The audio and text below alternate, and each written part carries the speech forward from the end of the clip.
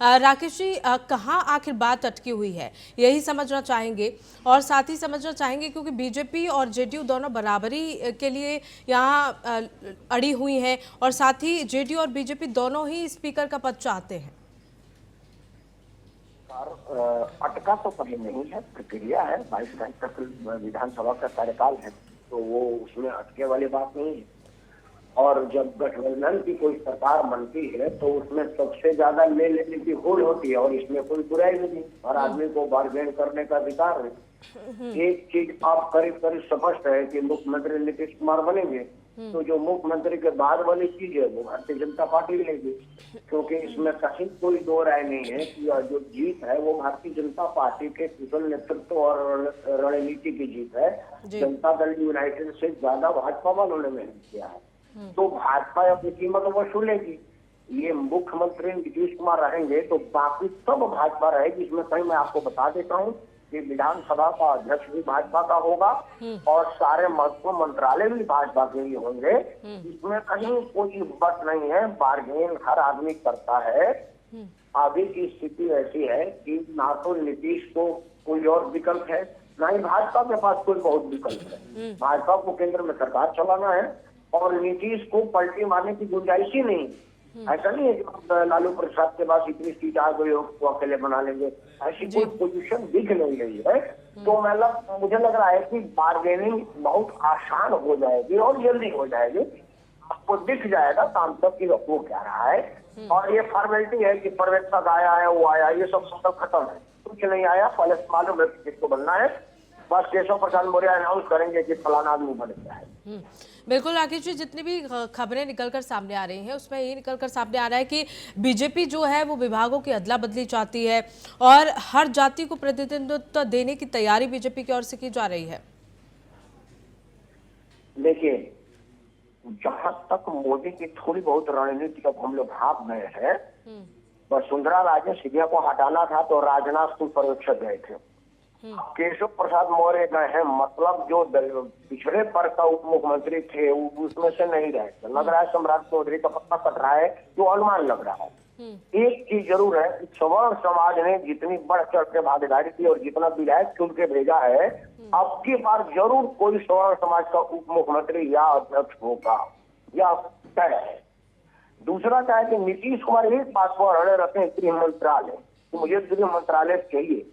बिहार में जो कानून व्यवस्था की लचर हालत रही पिछले बार, जिसको बहुत ज्यादा लोगों ने उठाया है कि जंगल राज वो वाला बढ़िया था कि ये वाला बढ़िया था, तो भारतीय जनता पार्टी जरूर चाहेगी कि गृह मंत्रालय आप हमको दे दीजिए। आपका स्वास्थ्य भी ठीक नहीं है और आप मजबूती से चला नहीं पड़े, क्योंकि आगे लोकसभा चुनाव में जरूरत पड़ेगी। तो गृह मंत्रालय की डिमांड भाजपा करेगी। और मैं दावे से नहीं कर सकता क्योंकि नीतीश कुमार गृह मंत्रालय को अड़ जाते हैं और एक मंत्रालय अड़ने से सरकार नहीं जाएगी। लेकिन मैं उम्मीद करता हूँ कि गृह मंत्रालय की बात भारतीय जनता पार्टी के पास हो और भाजपा के अपने तेज तरार और बढ़िया आदमी को गृह मंत्री बनाए, ताकि कानून व्यवस्था। बिल्कुल राकेश जी, क्योंकि कल शपथ ग्रहण होनी है और इसे लेकर दो बातें कही जा रही हैं, क्योंकि हमेशा होता है। पहली बात तो ये कही जा रही है कि सीएम और डिप्टी सीएम के साथ एक तय नंबर में मंत्री जो है वो शपथ लेते हुए नजर आएंगे। लेकिन जैसा दूसरा कि हमेशा नीतीश कुमार का स्टाइल रहा है अब तक, अगर देखा जाए कि मुख्यमंत्री के साथ ही सभी मंत्री एक साथ शपथ लेते हैं, तो आज इसको लेकर भी निर्णय हो जाएगा। पूरी शपथ रहेगी, मुख्यमंत्री, उप मुख्यमंत्री और पूरी कैबिनेट। उप मुख्यमंत्री तो कोई संविधान में पोस्ट है नहीं, तो कैबिनेट मंत्री का दर्जा है। तो मंत्री, कैबिनेट और जो भी उप मंत्री राज्य मंत्री होगा वो 1/3 बन जाएगा। जैसे जितनी कैपेसिटी होगी उसमें से 10-20 रखा जाता है ना बाद में एडजस्ट करने के लिए। जैसे मान लो अगर 70 मंत्री का कोटा है तो 70 आगे नहीं लेंगे, 50 लेंगे, 30 को रखा जाएगा, ताकि जो भगदड़ हो, कोई असंतोष हो, किसी को एकोमोडेट करना हो, किसी को एडजस्ट करना हो, तो गुंजाइश बनी रहे। क्योंकि एक बार मंत्री बनने के बाद आदमी रिजाइन करता नहीं है और रिजाइन के लिए गलत मैसेज आता है। तो अगर 50 मंत्री का स्कोप है तो 40 या 35 मंत्रिमंडल आज शपथ लेगा, ऐसा मैं उम्मीद कर रहा हूँ। जी बिल्कुल, अमित जी भी हमारे साथ जुड़े हुए हैं। अमित जी, ये भी हो सकता है कि बीजेपी जो है वो अपना डिप्टी सीएम बदल दे और विजय सिन्हा को रिप्लेस कर दिया जाए, ऐसी संभावना हो सकती है?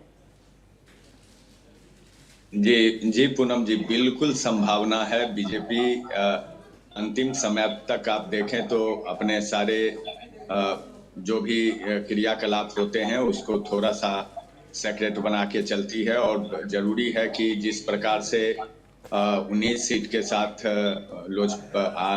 चिराग पासवान सामने आए हैं LJPR, और तो यह तय है कि हो सकता है कि एक सीट पे जो दावेदारी है वह चिराग पासवान गुट की भी हो सकती है, और एक ही चूंकि बीजेपी से हो या दो होंगे इस पे भी संशय है। अभी स्थिति हो सकता है चूंकि मुख्यमंत्री कमान संभाल रहे हैं जी, तो बीजेपी 2 डिप्टी सीएम दोनों नए चेहरे हों। पूनम जी, मैंने यह स्पष्ट तौर पे कहा कि मंत्रिमंडल जो भी होगा स्वाभाविक है काम काज करने वाला हो, वो समय बिताने वाला ना हो। काफिला की संस्कृति नहीं होनी चाहिए, मठाधीश वाली संस्कृति नहीं रहनी चाहिए, जनहित वाली संस्कृति सामने आनी चाहिए, क्योंकि यह मैंडेट भी उसी के लिए है और जनादेश है बिहार तरक्की की राह पर आगे बढ़े। तो जनता की भी संभावनाएं हैं, और कल जब प्रधानमंत्री के मंत्री बीजेपी के सभी आला नेता बिहार में मौजूद रहेंगे और संबोधन होगा तो स्वाभाविक है कि उस मंच से बिहार के लिए आगामी भविष्य की जो राह है वह भी पारदर्शी तरीके से दिखाई जाएगी। तो वह कैबिनेट जो होगा स्वच्छ और छवि वाला हो। आप देखें कि पीके ने, प्रशांत किशोर ने कहा कि जिस पे हम आक्षेप लगा रहे थे यदि उन्हें कैबिनेट में लाया जाता है तो फिर हम सड़क पर उतरेंगे जी। तो कई प्रकार की बात है, लेकिन बीजेपी इन सारी चीजों को प्रशांत किशोर की किन्हीं बातों को नहीं लेगी। वो उनके आक्षेप प्रमाणित चुकी नहीं है इसलिए, लेकिन पुराने चेहरे कितने रिपीट होंगे इस टीम में यह देखने वाली बात होगी। लेकिन यह तो तय है कि यह 50-50 का मिश्रण होगा। पुराने अनुभवी और नए चेहरों को भी मौका दिया जाएगा। इसकी कवायद और संभावनाएं थोड़ी तेज नजर आ रही है। बिल्कुल, और इस पर बहसबाजी भी हो रही थी अमित जी कि पुराने चेहरों को मुख्यमंत्री नीतीश रखना चाहते हैं अपने पास, और साथ ही साथ बीजेपी जो है वो अपने पुराने चेहरों को बदलना चाहती है। हमारे साथ राकेश जी भी जुड़े हुए हैं। राकेश जी, यही बदलने की बात यहाँ की जा रही थी और इस पर भी असमंजस की स्थिति बनी हुई थी, क्योंकि मुख्यमंत्री नीतीश कुमार का ये कहना था कि मैं अपने मंत्रियों को नहीं बदलूंगा, जो पुराने चेहरे उन्हीं के साथ आगे जाना होगा। क्या ये संभव है? और बीजेपी जैसा कि हमेशा रही है, हमेशा नए नए एक्सपेरिमेंट उसके रहते हैं, तो बिहार में क्या बीजेपी नए चेहरों को मौका देगी जिस तरह से चुनाव में भी नए चेहरों को मौका मिला? देखिए, नीतीश कुमार अपना वाला में क्या करेंगे, भाजपा बहुत ज्यादा दखल नहीं है ना। वो नीतीश कुमार का अपना मामला है और गठबंधन का धर्म भी यही है कि आपके पार्टी का आप जाने किसको बनाएंगे किसको हटाएंगे। भारतीय जनता पार्टी जरूर फेरबदल करती रहती है और उसको करना भी चाहिए। बहुत सारे युवा चेहरे आए हैं, तब तक आप कोटा के आधार पर, वोट बैंक के आधार पर बूढ़े बुजुर्गों को लाएंगे, वो किसी से नहीं बतियाएंगे, किसी से मिलेंगे नहीं। और आपकी बात थोक के भाव में युवा जीते हैं।